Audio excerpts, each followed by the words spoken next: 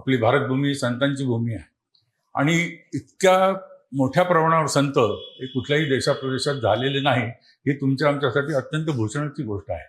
आपण बघितलं तर कुठेही बघा तुम्ही, सगळं आपला भारताचा नकाशा पाहून घेतलात तर लल्लेश्वरी आहे, शंकरानंद आहे, शंकरदेव आहेत, इकडे नरसिंह मेहता आहेत, मीराबाई आहे, तुलसीदास आहेत, कबीर आहे, जायसी आहे, मलिक मोहम्मद जायसी, रहीम आहे, रसखान आहे, अशी खूप मोठी मांडळी उत्तरेकडे आपल्याला दिसते. महाराष्ट्र तर भूमी आहे, संतांची भूमी आहे. त्याच्यामध्ये निवृत्तीनाथ आहेत, ज्ञानदेव आहेत, तुकाराम आहेत, निवृत्ती सोपानदेव आहेत, मुक्ताबाई आहे, नामदेवासारखे फार ज्येष्ठ सगळे संत आपल्याकडे होऊन गेले. या सगळ्या संतांच्या मांडळीमध्ये जसं दक्षिणेकडे बसवेश्वर आहे, पुरंदरदास आहेत, तिरुवल्लुवर आहे, या सगळ्यांच्या मांडळीमध्ये कबीराचं एक आपलं विशिष्ट स्थान आहे. कबीराचा विषय दुसऱ्या अर्थाने घ्यायचं आपल्यासमोर कारण हे की आपल्याकडे आपल्या इतर संतांची आपल्याला खूप माहिती आहे, महाराष्ट्रीयन संतांची तर आहेच आहे, परंतु उत्तरेकडच्या संतांचा तेवढा परिचय नाही. आणि म्हणून मला असं वाटलं की कबीर हा विषय आपल्यासमोर मांडल्याला काही हरकत नाही. या विषयाचे मी नेहमी 2 भाग करतो. त्यातला पहिला भाग जो आहे तो आज मी फक्त घेणार आहे. कारण काय, जोपर्यंत आपल्याला प्राथमिक माहिती नाही आहे त्या संताविषयी किंवा त्याच्या व्यक्तिमत्वाविषयी, तोपर्यंत त्याचे बाकीचे फार खोलात शिरून आपण जर अध्ययन करायला गेलो तर त्याचा गरिमा जो आहे तो आपल्याला वाटत येत नाही. तेव्हा आज काही वेळेला आपल्याला असं वाटेल की हे जरा प्राथमिक गोष्टी आहेत, पण त्या परिचयाच्या हिशोबाने जास्ती गरजेच्या आहेत. कारण हिंदी भाषी आपण असल्यामुळे आणि हिंदीशी तेवढा परिचय नसल्यामुळे आपल्या शाळांमध्ये आपण सगळ्यांनी कबीराचे दोहे थोड्या प्रमाणात वाचलेले आहेत, पाहिलेले आहेत. कबीर म्हटलं म्हणजे दोहा. जसं आपण म्हणतो उपमा कालिदासस्य भारवीर अर्थ गौरवम दंडीन पदलालित्य मागे जंत त्रिगुणा, तसं प्रत्येक अभंगवाणी प्रसिद्धी तुकायची ओवी ज्ञानेश्वराचे, तसं कबीर म्हटलं म्हणजे दोहा असं आपल्या डोक्यात येतं. त्या कबीराच्या थोडक्यात आपण माहिती करून घेऊया. ही जी संतांची मांदियाळी आहे, त्या संत शब्दाचा आपण जर विचार केला तो शांत रसापासून त्याची उत्पत्ती सांगितली जाते. दुसरं सतपासून सांगितलं जाते. शांत रसाचा निर्वेद हा त्याचा स्थायी भाव आहे. आणि जो सत साहित्य आहे ते सत जे आपल्या चराचर सृष्टीमध्ये गोचर असो अगोचर असो, ज्ञात असो अज्ञात असो, असं जे काही आहे सत, त्या सत्याचं दर्शन घडवून देणारे जे आहे आणि परमसत्यापर्यंत जे नेऊन आपल्याला पोहोचवणार आहे ते सगळे संत. अशा संतांच्या मांदियाळीमध्ये कबीराचं एक विशिष्ट स्थान आहे. तो कबीर काय आहे तर कबीर शब्द जरी आपण बघितला गंमतशीर आहे. कबीर अरबी भाषेतला शब्द आहे. त्याचा शाब्दिक अर्थ बघायला गेलं तर श्रेष्ठ असा अर्थ आहे. अरबी भाषेमध्ये कबीर म्हणजे श्रेष्ठ. अर्थात कबीराचं जेव्हा नामाभिधान झालं असेल, आता माझं नाव सदानंद आहे, तर माझ्याकडे तोंडाकडे पाहून कोणाला वाटणार नाही त्या माणूस आनंदी आहे खूप वगैरे, असं सदानंद असं नाव असलं, कबीराचं नाव श्रेष्ठ असलं तरी तो त्याच्या कर्तृत्वाने पुढे श्रेष्ठ झाला हा वेगळा भाग आहे. हा कर्म संयोग आहे, चांगली योगाची गोष्ट आहे. परंतु शाब्दिक अर्थ बघितलं तर कबीर म्हणजे आपल्याला शब्द माहिती नसतात, म्हणून मी ते मुद्दामून आपल्याला सांगतो. हे प्रायमरी वाटेल खूप, परंतु त्याची गरज आहे. तर कबीर म्हणजे श्रेष्ठ. मग हा कबीर केव्हा झाला? 1400 साली झाला. काही लोकांनी 1398 सांगितलंय साल त्याचं, काही लोकांनी 1400 सांगितलं, पण सर्वसाधारणपणे 1400 याच्याबद्दल बऱ्याच लोकांचं सहमती आहे. 1400 ते 1485 हा त्याचा काळ आहे. काही लोकांनी तो काळ जो आहे अजून पुढे खेचला आहे आणि 1520 पर्यंत त्याचा काळ सांगितला. म्हणजे कबीराचं आयुष्य आहे निदान पक्षी 85 वर्ष होतं किंवा जास्तीत जास्त 120 वर्ष होतं असं आपण म्हणू शकतो. हा सिकंदर लोधीचा काळ आहे आपल्या ऐतिहासिक दृष्टीने बघायचं झालं तर. हा कबीराचा कालावधी. कबीराचा जन्म कुठे झाला तर तो झाला काशीला. कबीराचा जन्म हा बराच आपल्याला माहिती आहे, त्याच्याबद्दल बऱ्याच किंवदंती ज्याला आपण म्हणतो अशा आहेत. कबीराचा जन्म जो झाला तो एका विधवा ब्राह्मण स्त्रीच्या पोटी झालेला आहे आणि लोकलाज्यासह त्याला सोडून दिलं होतं. लहरतारा नावाचा एक तलाव आहे, त्या तलावामध्ये त्याला सोडून दिलं आहे. आणि नीरू आणि निमा नावाचे 2 मुसलमान विणकर जातीचे लोक आहेत ते होते, त्यांनी कबीराचा संभाळ केलेला आहे. म्हणजे असं म्हटलं जातं किंवा म्हटलं पाहिजे की कबीर हा जन्माने म्हणाल तर ब्राह्मण होता आणि मुसलमान होता. तो कोरी, तिथे हिंदीमध्ये त्याला कोरी असा शब्द आहे, ज्याला कोष्टी आपण म्हणतो आपल्याकडे, तसं हिंदीमध्ये त्याला कोरी असं म्हणतात. ते जुल्हा असा दुसरा एक शब्द आहे. म्हणजे बऱ्याच ठिकाणी आपण जुल्हा शब्द ऐकला असेल आणि बऱ्याच ठिकाणी कोरी शब्द ऐकला असेल. तर हिंदीमध्ये हे 2 प्रचलित शब्द आहेत, जुल्हा आणि कोरी. हे जातीवाचक शब्द आहेत. त्या जातीमध्ये त्याचा जन्म झाला. अर्थात कबीराला स्वतःला जाती मान्य नव्हती. जाती न पूछो साधो की पूछ लीजिए ज्ञान, मोल करो तलवार का पडा रहना दो मॅन, असं तो गौरवाने म्हणतो. हे तो गौरवाने म्हणतो, कारण तो निम्न जातीत होता म्हणून नाही, ती त्याची ती भूमिका होती म्हणून म्हणतो. आता हे जे काही आहे तो त्या काळी जन्माला आला आणि संसारी होता. त्याचे वडील जे होते ते आता म्हटलं त्याशिवाय निरू आणि निमा आहे त्याचे आई वडील, त्यांनी त्याचं लालन पालन केलं. तो विणकर होता, रेग्युलर विणकाम करायचा आणि त्याच्यावरती त्याचा उदरनिर्वाह चालत असे. त्याला 2 पत्नी होत्या, एक लोहिया म्हणून होती आणि दुसरी जी पत्नी होती धनिया म्हणून होते. या पहिल्या पत्नीचं निवड केल्यानंतर दुसरी पत्नी झाली. त्याला 2 मुलं होती, एक कमाल नावाचा मुलगा होता आणि कमाली नावाची एक मुलगी होती. कमाल जो मुलगा होता त्याचे सुद्धा पदं वगैरे प्रसिद्ध आहेत, ती कबीर पंथामध्ये नेहमी म्हटली जातात. आता हा जो काही भाग आहे त्याच्यामध्ये त्याचा जन्म आपण बघितला, त्याच्या मृत्यूबद्दल बऱ्याच गोष्टी विवादास्पद आहेत. कबीराचा जो मृत्यू झाला तो कबीर हा अत्यंत बुद्धिवादी होता. त्या बुद्धिवादीपणामुळे त्यावेळेला तो काशीमध्ये राहिला जन्मभर आणि पर्यटनासाठी खूप ठिकाणी हिंडला, व्यासंगी होता. तसं म्हणलं तर शिक्षणाच्या हिशोबाने कबीराचं शिक्षण झालेलं नव्हतं. कबीरान आपल्या भाषेत इतर गोष्टीमध्ये बोलायचं तर अत्यंत निरक्षर होता. एका ठिकाणी तो म्हणतो की मसी कागज छुओ नाही, कलम गयो नाही हात.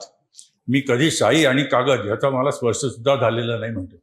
म्हणजे इतका तो अजाण होता त्या बाबतीमध्ये, निरक्षर ज्याला आपण म्हणतो अशा टाईपचा माणूस होता. परंतु स्वयंभू होता एका दृष्टीने बघितलं तर, आणि बुद्धिवादी होता प्रचंड. अशा प्रकारचा याच्यात राहिलेला आणि पर्यटनामुळे आणि सत्संगामुळे एक परिपक्वता त्याच्यामध्ये आलेली आहे. आणि दुसरी गोष्ट अशी की त्याचा विचार करण्याची जी प्रवृत्ती होती ती सगळ्यात जास्त होती. तो नेहमी म्हणतो की तेरा मेरा मनुआ कैसे कहो रे, तू कहता कागज गेले की हाँ कहता आखन देखी. फार मार्मिक गोष्ट आहे. तो म्हणतो, पंडिताच्या समोर जाऊन म्हणतो की तेरा मेरा मनुआ, त्याचं माझं मन कसं बाबा एकत्र होणार.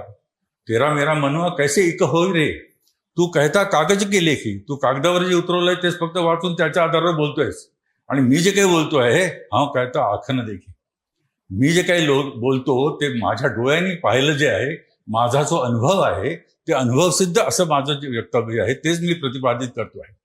म्हणजे हा जो काही अंतरप्रवाह आहे त्याच्यामध्ये आलेला, त्याचं ते सगळं प्रगटीकरण आहे. हे सगळं प्रगटीकरण जे आहे ते कबीर साखी, आपल्याला साखी शब्द बऱ्याच वेळेला ऐकला असेल कुठे ना कुठे. त्याचं जे वाणी आहे त्या कबीर वाणी म्हणतात किंवा कबीर साखी म्हणतात. कबीराने 3 प्रकार, दोहे जरी कबीराचे प्रसिद्ध असले तरी कबीराचे माझ्या संग्रहित असलेले दोहे 2000च्या वर आहेत. पण माझ्या अंदाजाने 2500 दोहे कबीराचे असायला हवेत. काही त्याच्यातले प्रसिद्ध आहेत, काही मागणं पुढनं कमी जास्त झालेले आहेत. त्याच्यात दुसरा एक भाग आहे, दोहा हा छंद आहे. दोहा हा काही प्रकार नाही आहे, परंतु दोहा हा एक छंद आहे. त्याला कबीरांनी साखी असं म्हटलेलं आहे. हे मी माहितीसाठी सांगतोय, कारण हे शब्द काही आपल्याला परिचित झाले तर सोपं पडतं. तर ही जी साखी आहे ते साखीला साक्षी, आपल्याकडे साक्षी शब्द आहे, त्या साक्षीचा हा अपभ्रष्ट रूप आहे साखी. आणि तो म्हणतो साखी आखी ज्ञान की. हे साक्षी जे आहे ते मी साक्ष आहे त्याचा, हे समोर मी अनुभवलेलं आहे, बघितलेलं आहे आणि त्याच्याबद्दल मी बोलतोय. म्हणजे माझी प्रत्येक शब्द जो आहे माझ्या तोंडून आलेला किंवा प्रस्फुटित झालेला हा साक्षी रूप आलेला शब्द आहे. आणि म्हणून कबीराच्या याला साखी म्हणतात. ती साखी जी आहे ती कबीर वाणी म्हणून प्रसिद्ध असते. त्याच्यामध्ये मुख्यतः 3 भाग आहेत. एक आहे दोहा, त्याचे दोहे, आता म्हटलं त्याप्रमाणे ते 2-2,500 दोहे आहेत. दुसरं जे आहे पदावली, म्हणजे कबीराचे जसं आपल्याकडे अभंग आहेत तशी त्याच्याकडे आमच्या हिंदीमध्ये पद आहेत. अशी पदावली आहे, ते जवळजवळ 750च्या वर उपलब्ध आहेत. आणि तिसरा एक प्रकार आहे जो आपल्याला सर्वसाधारणपणे माहिती नाही, तो आहे रमैनी म्हणून एक प्रकार आहे. त्या रमैनीमध्ये एक पद असतं आणि शेवटी परत एक दोहा असतो. ती एक विशिष्ट एक पद्धती आहे काय, आणि अशा पद्धतीचं जे लिखाण केलेलं आहे त्याची पद आहे ते रमैनी म्हणून त्याची प्रसिद्ध आहे. अशा प्रकारचा त्याचा साहित्यिक रूपाने बघायला झालं तर संसार आहे. आता ह्याच्यामध्ये कसं आहे, त्याचा जो मृत्यू झाला ज्यावेळेला, त्यावेळेला तो झाला मगहरमध्ये. हा जन्मभर राहिला काशीमध्ये. काशी ही विद्वानांची नगरी, आणि आपल्या धारणेप्रमाणे काशीमध्ये मृत्यू येणं म्हणजे अत्यंत पवित्र, म्हणजे डायरेक्ट अप्रोच स्वर्गामध्ये जाणार, म्हणजे इथे त्याला मधलं कुठे स्टेशन माहीत नाही. असं असताना सुद्धा कबीर हा जन्माच्या वेळेला जेव्हा दिवसभर वर्णभर आहे आयुष्यभर हा काशीमध्ये राहिला, तो मरायच्या वेळेला मगहरमध्ये जाऊन राहिला. मगहर गाव जे आहे ते गोरखपूर जवळ आहे. मी तिथे जाऊन आलेलं मुद्दामून. ते मगहर जे गाव आहे ती दक्षाची भूमी आहे आणि त्या भूमीला शाप आहे असं म्हणतात. हा जर पुराणिक आपलं चालत आलेली गोष्ट आहे की शिवाचा शाप होता. दक्षांनी त्यांना बोलवलं नाही यज्ञाच्या वेळेला, तेव्हा शिवानी त्याला शाप दिलेला आहे की या भूमीमध्ये जेव्हा मृत्यू पावेल तो पुढच्या जन्मी पशु होईल, गाढव होईल, अशा ठिकाणी काही ठिकाणी उल्लेख आहे, काही ठिकाणी पशु होईल असा उल्लेख आहे. त्याला थोडक्यात म्हणजे तो त्याचं चांगलं होणार नाही कधी पण. म्हणून करता कबीर मुद्दामून तिथे जाऊन वारला. त्याचा जो मृत्यू झाला तो तिथे जाऊन वारला. ही जी बुद्धिवादिता होती त्याच्यामध्ये, ही त्याच्या संपूर्ण साहित्यामध्ये आपल्याला दिसून येते. कबीराच्या जीवनाबद्दलची थोडक्यात दुसरी एक गोष्ट सांगायची म्हणजे त्याचं गुरुत्व. रामानंद हे त्याचे गुरु.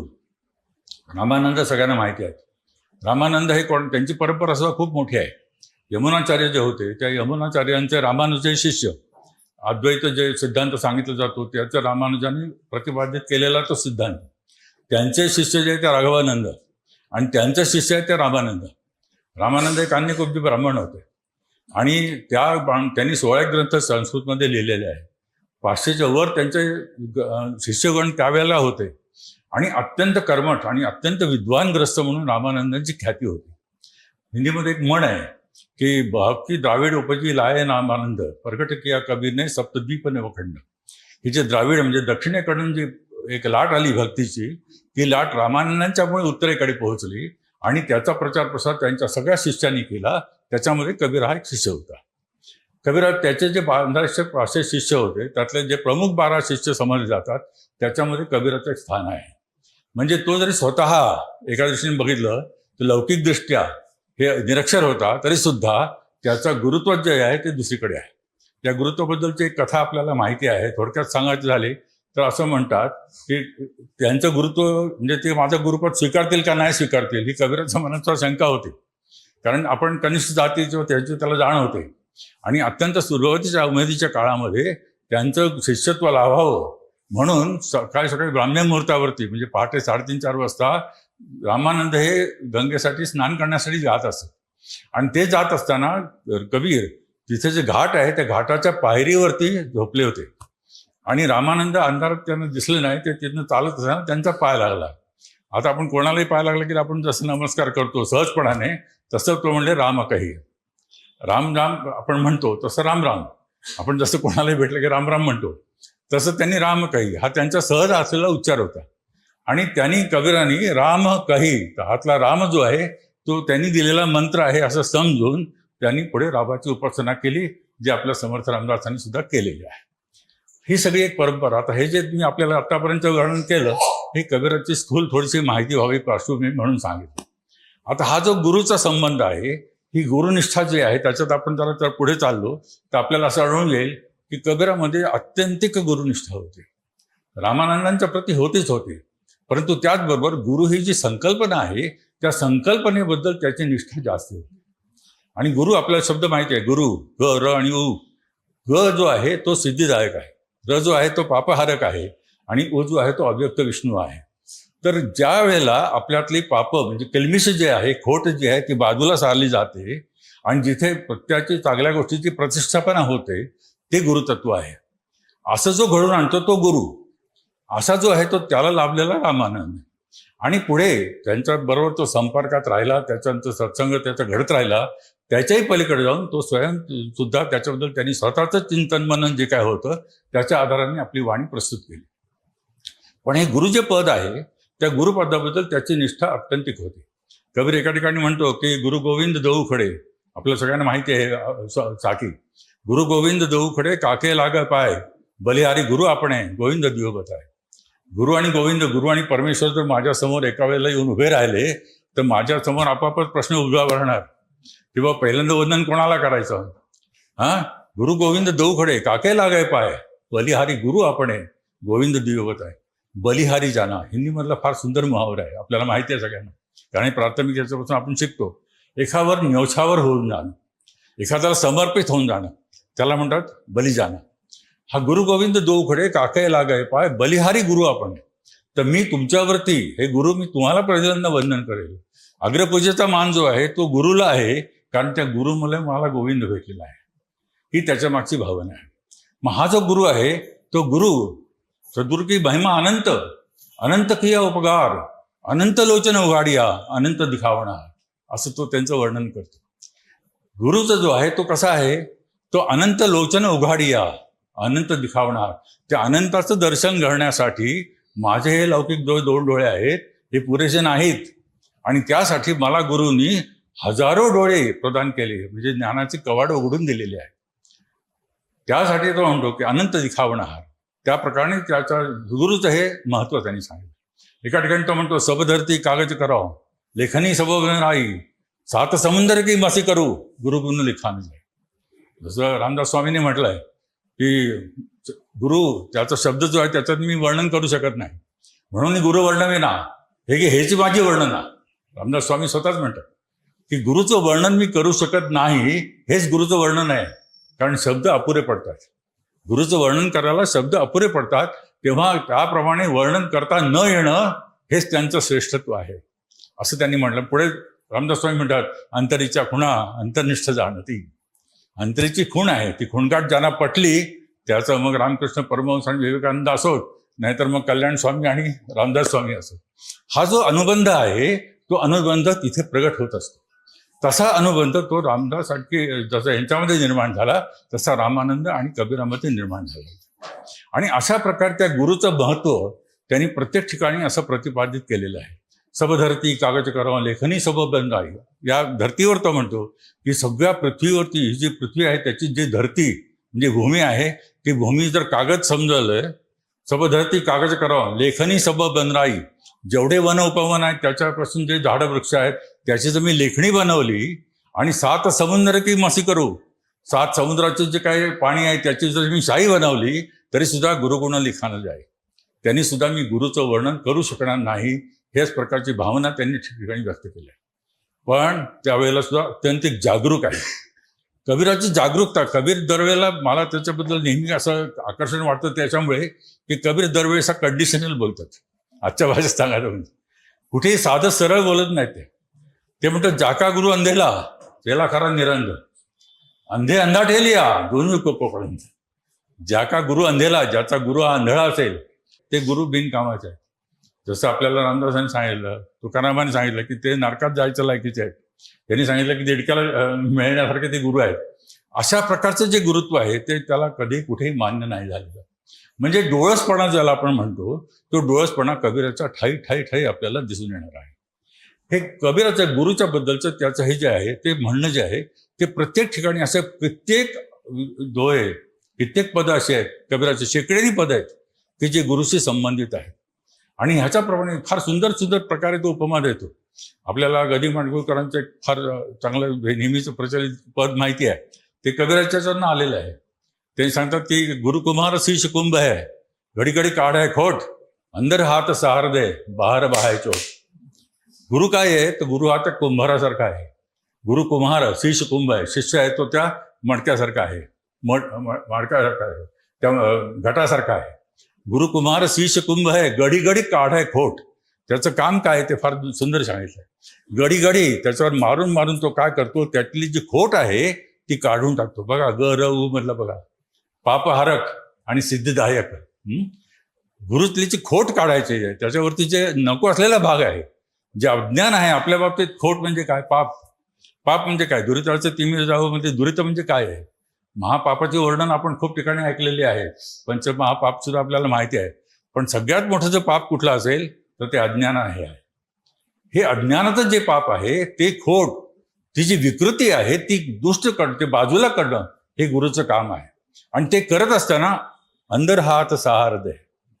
गुरुचं काम काय आहे, त्या कुंभारासारखं आहे की कुंभाराचा एक हात आतमध्ये असतो, तो त्याला धरलेला असतो, आणि वर्ण मात्र तो खोट करायचं. जसं वडील रागवतात, मुलाला मारतात, लोडतात कधीतरी. काय शिक्षक आपल्याला लहानपणी आपण कधी कधी मार खाल्लेला आहे. आमचे रघुनंदनचे वडील आमचे शिक्षक होते, पण ते कधी मारतच नव्हते. फार संत स्वभावी होते ते.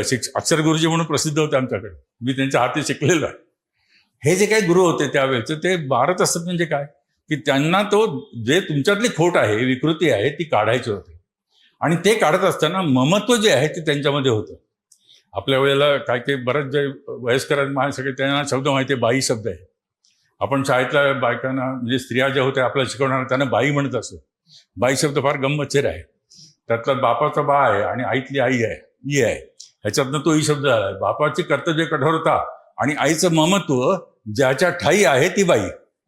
मोलकरीण आपण म्हणतोय बाई आमच्याकडे आज कामाला आली नाही, ती बाई शब्द जो आहे तो खरं म्हणजे एवढ्या उंचीचा शब्द आहे. तर हा जो गुरुत्वाचा भाग आहे, हा गुरुत्वाचा भाग त्या गुरुच्या ठाई आहे. आणि म्हणून त्यांनी ठिकठिकाणी अशा पद्धतीने आपल्या दोह्यांमध्ये ह्याच्यामध्ये त्याचं वर्णन केलेलं आहे. आता हा जो त्याला भाग मिळाला, त्या रामानंदाकडनं रामत्वाची दिशा मिळाली, त्याच्यानंतर राम कहीचा मंत्र मिळाला. पण हा जो कबीराचा राम आहे तो थोडासा वेगळा आहे. परत मगाशी म्हटलं तसा वेगळ्या वाटेने जाणारा माणूस आहे. वेगळ्या म्हणजे अगदी वेगळा नाही आहे, कारण काय शेवटी सगळ्याचा सार एकच आहे.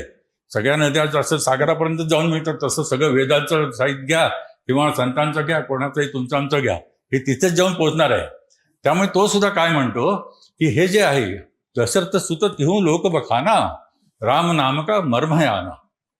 माझा जो राम आहे तो राम हा दशरथाचा मुलगा राम, सीतेचा नवरा राम, लक्ष्मणाचा भाऊ राम किंवा हनुमंताचा मुख्य हा राम तो नाहीये म्हणतो. आपल्याकडे पद आहे कौशल्याचा रामबाई कौशल्या, कबीराचे विणतो शोले, त्याच्यामध्ये कबीराचा पण उल्लेख आहे. कबीराला खरं म्हणजे मान्य नाहीये. कबीराचे विणितो शैले कौशल्याचा राम या दोन्हीला छेद देणारं पद आणि त्याच्याबद्दलच्या साखी कबीरामध्येच आहेत. कबीर म्हणतो दशरथ सुत तिहून लोक बखाना, राम नाम का मर्म है आना. माझं जे राम आहे तो राम हा कोण आहे? हा त्या परमतत्वाचा वाची आहे. आणि तो जो राम आहे ते परब्रह्म ज्याला आपण म्हणतो, परमात्मा ज्याला आपण म्हणतो, या सबंध चराचर सृष्टीमध्ये राहून विसरून वागलेली जी शक्ती आहे त्या शक्तीचं नाव राम आहे. मग तो काय म्हणतो की राम म्हणा, रहीम म्हणा, अल्लाह म्हणा, केशव म्हणा. अगदी त्यांनी केशव म्हटलेलं आहे, राम म्हटलंय, रहीम म्हणलंय, अल्लाह म्हटलंय, विठोबा सुद्धा म्हटलेलं आहे. अशी कैक पदं आहेत कबीराची की त्याच्यामध्ये विठोया, विठोबा, विठ्ठला असे उल्लेख आहे. आणि त्याला त्याच रूपाने तो म्हणतो. आपण जसं विष्णू सहस्त्र त्याची नामावली म्हणतो, काय हे सहस्त्रनाम म्हणजे काय? आपल्याकडे पूर्वीपासून ही जी पद्धत होती ती सुद्धा हीच द्योतक आहे, ह्याचीच द्योतक आहे. आपल्याकडे शेकडा, सहस्त्र हे मोठे शब्द वापरले जातात. पूर्वी शब्द होते आमच्या लहानपणी तुमच्या ऐकिवात असलेले, लक्षाधीश आहे, कोट्याधीश आहे, अब्जाधीश आहे. आता लक्षाधीशाला किंमत राहिली नाही. आता सगळा पानपट्टीवाला सुद्धा काही लक्षाधीश असतो. परंतु हे जे शब्द आहेत ते अनेक वाची आहेत, हा त्याचा फक्त अर्थ आहे. आणि अशा प्रकारे हा जो परब्रह्म आहे तो जो आहे तो इतका व्यापक आहे की ते अनंत के नाव अनंत, अनंताची नावं सुद्धा अनंत असू शकतात असं कबीराचं म्हणणं आहे. आणि म्हणून त्याचा जो राम आहे तो राम हा दशरथसुत राम नाही, तर तो त्या परतत्वाचा वाची आहे. फार सुंदर कबीराचं काही असे पद आहेत. आणि अभंग एका ठिकाणी फार सुंदर त्यांनी सांगितलंय की तो म्हणतो दुलहिनी गाव हो मंगलाचार, आज घरे आये हो राजा राम भरतार. राजा राम जो आहे तो माझा भरतार आहे, तो माझा पती आहे आणि त्याच्याशी माझं तर लग्न लागणार आहे म्हणतो. काय मधुरा भक्तीचं एक सुंदर उदाहरण म्हणून आपण या पदाकडे बघू शकतो. आणि त्या लग्नाला कोण आलेलं आहे तर तो म्हणतो 80,000 मुनी आलेले आहेत, पंचमहाभूत आलेली आहेत. आणि अशा प्रकारचं सर्व वराड जे आहे ते अशा प्रकारचं वराड आहे. आणि माझं लग्न त्याच्यावर लागलेलं म्हणतात. त्याचं इतकं सुंदर वर्णन त्यांनी केलेलं आहे. त्या एका पदावरती अर्धा तास बोलत राहावं इतकं सुंदर पद आहे, आपण जरूर वाचा. तर हा जो काही भाग आहे तर तो शेवटी त्यांनी सांगितलं आहे की तो एक आहे, अविनाशी आहे आणि पुरुष आहे. हे जे पुरुष आणि तत्व आपण जे म्हणतो ते पुरुष तत्व जे आहे तो परमवाची जो शब्द आहे तो परमात्मा त्याचा तो वाची आहे. हा जो राम आहे कबीराचा जो राम आहे तो अशा पद्धतीचा राम आहे. आणि म्हणून कबीराचा जो दृष्टिकोन आहे तो अधिकतर करून ज्ञानमार्गी आपण ज्याला म्हणतो अशा प्रकारचा आहे. अर्थात अशा प्रकारचे कुठले लेबल लावणं हे काही संयुक्तिक नसतं, कधीच नसतं. पण कबीर स्पष्ट करतो काय काही ठिकाणी. तो म्हणतो सरगुण की सेवा करावं, निर्गुण का करू ज्ञान. आपल्या हिंदू साहित्यामध्ये आमच्याकडे शिकवलं जातं प्राथमिक विद्यार्थ्यांना, बीएच्या विद्यार्थ्यांना, की काही निर्गुणवादी होते, काही सगुणवादी होते. मग तुलसीदास होता तो सगुण मार्गी होता, कबीर हा निर्गुणवादी होता, नानक हा निर्गुणवादी होता. कबीर स्वतः म्हणतो सरगुण की सेवा करावं, निर्गुण का करू ज्ञान, सरगुण निर्गुण के परे तहे हमारा जान. आमचं जे लक्ष आहे ते सगुणाकडेही नाही, निर्गुणाकडे नाही, त्या पायऱ्या आहेत आमच्या दृष्टीने आणि त्या पायऱ्या ओलांडून पलीकडे जाणं हे आमचं उद्दिष्ट आहे असं तो सांगतो. अशा प्रकारची भावना कबीराची त्या परमतत्वाबद्दलची आहे. म्हणजे कबीराचा जर आपल्याला फिलॉसॉफिकल जर विचार बघायचा झाला तर ब्रह्म जे आहे त्याचं जे तत्वज्ञान आहे ते अशा पद्धतीचं आहे की हा जो आहे हे असा निर्गुण निराकार जो अविनाशी आहे, परब्रह्म आहे, सगळ्या चराचर सृष्टीमध्ये जे तत्व भरून राहिलेलं आहे त्याला आपण पॉवर म्हणतो, जी शक्ती आहे, ऊर्जा आहे, त्याचं नाव परमात्मा आहे. आणि त्याला वाची काहीतरी नाव द्यायला पाहिजे. यांचं नाव दातार आहे, आडनाव, त्यांचं विद्याधर त्यांचं नाव आहे, तर त्याला आपण राम म्हणूया. किंवा त्याला केशव म्हणूया, तुला काय तुम्हाला वाटेल ते म्हणा, असं तो शेवटी म्हणून जातो. परंतु त्याचा उद्देश जो आहे तो आहे. आणि म्हणून तो काय म्हणतो की अशा प्रकारचा जो राम आहे ते माझं उपास्य आहे. आणि म्हणून त्याच्या दरवेळी त्या संदर्भातच तो पुढे बोलत राहतो. अशा प्रकारची गोष्ट करत राहतो. जीवाबद्दल त्याचं स्पष्ट मत आहे की तुम्ही आम्ही जे जगतो आहोत हे तुमचे पद आहेत. कबीराचे खूप असं माहिती आहे तुम्हाला, हे देश बिराना आहे, त्याचं खूप प्रसिद्ध पद आहे. कुमार गंधारांनी फार चांगलं गायलेलं आहे ते, की हे आपण इथे पाहुणे म्हणून आलेलं आहे काय. आणि हे कसं आहे, संसार कागज की पुडी आहे म्हणतो, बुंद पुढे घुल जाणारी, हे आज उद्या सगळं विनाश पावणार आहे. संसार आपलं जे जीवन आहे ते जीवन जे आहे ते क्षणभंगूर आहे. आणि अशा पद्धतीचं आपण तात्पुरते आलेलो आहोत. आणि मग माणसाकडे जास्तीत जास्त महत्व काय आहे, तर माणूस हा एकमेव असा प्राणी आहे की ज्याच्यामध्ये बुद्धी देवाने दिलेली आहे. एक फार सुंदर हिंदीमध्ये कथन आहे, तो शास्त्री म्हणून एक ग्रस्त होते, त्यांनी एका ठिकाणी फार सुंदर म्हटलेलं आहे कि जिस दिन आदमी तनकर खड़ा हो गया, उसके पेट पर उसके हृदय ने और उसके हृदय पर उसके मस्तिष्क ने विजय पाई. फार मार्मिक आहे की सर्वसामान्य प्राणी जे आहेत ते प्राणी कसे असे आहे की त्यांचं सिर म्हणजे डोकं, पोट, पाठ हे सगळं साधारणपणे एका लेवलला आहे. काही अपवाद आहेत, जिराफासारखे, उंटासारखे, हां, पण नॉर्मली जे आहे ते सर्वसाधारणपणे ही प्रकार आहे. आणि माणूसही पूर्वी असाच होता, काय चारी पायावरती चालत होता. जेव्हा तो चतुष्पादाचा द्विपाद झाला त्यावेळेला तो उठून उभा राहिला आणि त्यावेळेला पोटावरती हृदयाने आणि हृदयावरती मस्तिष्क म्हणजे डोक्याने मेंदूने विजय मिळवला असं म्हणतो. म्हणजे आपण नुसते पोटार्थी आहोत काय, अन्न वस्त्र निवारापुरतं मर्यादित आहोत का नाही. त्याच्या पलीकडे मन आहे, त्याच्या पलीकडे भावना आहे, त्याच्याकडे विचार आहे, चिंतन आहे, मनन आहे, सगळं आहे. आणि त्याच्या पलीकडे जाऊन आणखीन त्याची ती परिपक्वता जी आहे ती मेंदूच्या स्थानी आहे. बुद्धी हा माणसाचा प्रमुख भाग आहे. काल जसं सरांनी सांगितलं की हसणारे प्राणी कुठे नाही, माणूस हा हसणारा प्राणी आहे. काय मनुष्याचं एक व्यवस्थित त्याचं लक्षण आहे की माणसंच फक्त व्यवस्थित हा करून हसू शकतात, बाकी कुठलाही प्राणी हसू शकत नाही. तसं माणसामध्ये जर सगळ्यात महत्वाचं काही तत्व असेल तर त्याची बुद्धी आहे.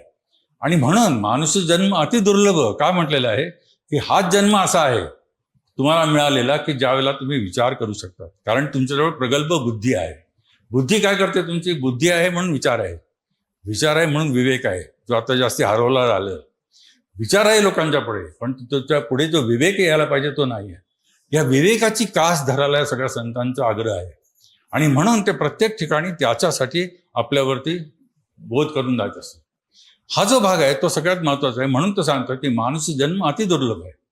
ह्या मनुष्य धर्मामध्ये तुम्हाला तुमचं सार्थक जे आहे ते घडून आणायचं आहे, नाहीतर पाणी केरा बुदबुदा असं माणूस आहे. आणि मग देखतही छिप जायगा जो तारा प्रभात, उदाहरण देतात की प्रभातीचा जो तारा असतो तो फार थोडा वेळ टिकतो आणि फार वेळाने निघून जातो. तशा प्रकारचं तुमचं आमचं जीवन आहे. परंतु ते खऱ्या अर्थाने जर कृतार्थ ठरवायचं असेल तर आपल्याला त्याचा आधार घ्यायला हवा. हे जे तत्वज्ञान आहे ते जीवनाचं तत्वज्ञान या सगळ्या संतांनी जे सांगितलं तसंच ते कबीराने पण सांगितलं. कबीर हा एका दृष्टीने बघितला तर त्या भाषेने तो वेदांताच्या गोष्टी पण बोलतो. हे फार सुंदर पद आहे, जल में कुंभ है, कुंभ में जल है, बाहर भीतर पाणी, पाणी फूट कुंभ, जल जलही समाना, येऊ तत्व कथोज्ञानी. जे वेदांनी आपल्याला सांगितलं आहे किंवा जे सर्व पंडितांनी सांगितलं आहे ते अत्यंत सोप्या भाषेत तो सांगून जातो. तो काय म्हणतो, जल में कुंभ आहे, पाण्याचं सरोवर म्हणा किंवा तळ म्हणा किंवा एखादा चौथा मोठा हौद म्हणा, तो हौद आहे. त्या हौदामध्ये एक मडकं आहे, एक माठ आहे. त्या याच्यामध्ये बाहेर पाणी आहे सगळ्या हौदामध्ये आणि त्या माठामध्ये पण पाणी आहे. जल में कुंभ है, कुंभ में जल है, बाहर भीतर पाणी, पाणी बाहेर पण पाणी आहे त्या माठाचा. हा जो माठ आहे त्या माठाच्या आतमध्ये पण पाणी आहे, त्याच्या बाहेर पण पाणी आहे. हे सगळं बाहेर आहे, हे सगळं हौद आहे, हे माठ आहे, या माठामध्ये पण पाणी आहे. जल में कुंभ है, कुंभ में जल है, बाहर भीतर पाणी, पाणी फूट कुंभ, जल जलही समाना, येऊ तत्व कथोज्ञानी. विद्वान लोकांनी जे सांगितलं ते त्यांनी अत्यंत सोप्या उदाहरणात सांगून दिलेलं आहे की आत्मतत्व जे आहे ते आत्मतत्व या परमतत्वाचाच एक भाग आहे, त्याच्यातलाच हा एक भाग आहे. ते परम आहे म्हणून ते तत्व परमतत्व, हे आत्मतत्व आहे म्हणून छोटं तत्व. आत्मा आणि परमात्मा, या आत्मा आणि परमात्म्याचं मिलन जे आहे ते होणं म्हणजे जीवनाची इथे कर्तव्यता आहे. हे जसं आपल्याला तत्वज्ञानामध्ये सांगितलं जातं तेच तत्वज्ञान तो या उदाहरणामध्ये सांगून देतो की हे जे गोष्टी आहेत अशा बारीक बारीक गोष्टीतनं कबीरांनी असं प्रत्येक ठिकाणी त्याचं विवेचन करून दिलेलं आहे. कबीर हा तसा म्हटलं तर मग ज्ञानमार्गी आहे, अत्यंत बुद्धिवादी, काटेकोर. एक गोष्ट सांगतात कबीराची, सर जरा विरंगुळा म्हणून सांगतो की काशीमध्ये राहत होता. लोक आपल्याला तर माहिती आहे, आता सगळेजण प्रयागला जाऊन बुडी मारून येतात, अमुक करतात, ब्राह्मण जे आहेत ते अर्घ्य देतात. तर तिथे लोक अर्घ्य देत होते. हा तिथे जाऊन पाणी उपसून शेजारी फेकून देत होता. अशी कथा आहे, खरं खोटं देवाला माहिती. परंतु ही जी कथा आहे ती मार्मिक आहे. काय होतं तर लोकांनी त्याला सांगितलं, असं नाही करायचं बाबा, हे पाणी घ्यायचं आणि ते असं खाली होतायचं. तो म्हणला का असं, माझ्या मित्राचं इथे शेत आहे म्हणतो, त्याला मी पाणी देतोय, ते समजा 2 मैलावर आहे. तर ते लोक म्हणते असं जाणून पाणी किती पोहोचणार आहे का? त्याचं कबीराचं उत्तर असं आहे की बर हातात तुम्ही घेतलेलं पाणी हे खाली सोडल्यानंतर नेहमी वरती स्वर्गाला जाऊन पोहोचतो तुमच्या पितरांना, तर मी इथनं पलीकडे टाकलं पाणी 2 मैलावर झालेला माझ्या शेतावर का पोहोचू नये? हा बुद्धिवाद आहे. म्हणजे आपण बुद्धिवादिता म्हणतो, ती तर्कणा जी आहे, ती शक्ती जी आहे, ती शक्ती अशा प्रकारच्या बारीक बारीक गोष्टीत सुद्धा दिसून येते. आणि म्हणून तो प्रत्येक ठिकाणी असं काटेकोरपणाने बोलत राहतो. आणि मग तो अशी उदाहरणं पण अशीच देतो आणि त्याच्यासाठी स्पष्ट करत जातो. आणि अशा प्रकारे लोकांचं प्रबोधन जे करण्याचं काम आहे ते सगळ्या संतांनी केलं असं नाही, सगळ्या संतांनी केलं. तेच काम त्यांनी पण उत्तरेमध्ये केलेलं आहे. हे जे ज्ञानमार्गाची गोष्ट आहे ती कबीर तिथे सांगतो. पण त्याचबरोबर तो जेव्हा बुद्धिवादिताच्या आधारावरती बोलतो त्याच वेळेला तो भक्तीकडे पण जातो, तो कर्मयोगाकडे पण जातो. स्वतः कर्मयोगी होता. तो कधी असं म्हटला नाही की बाबा मी संन्यास घेतो आणि मी बाहेर राहतो हिमालयात जाऊन राहतो.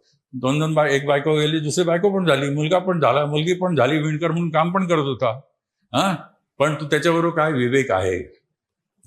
विवेक तो साधू ऐसा चाहिए जैसा सूप सुभाय, सार सार को गहिराय थोथा देई उडाय. साधूचा स्वभाव कसा पाहिजे, माणसाचा स्वभाव कसा पाहिजे, सुपासारखा पाहिजे.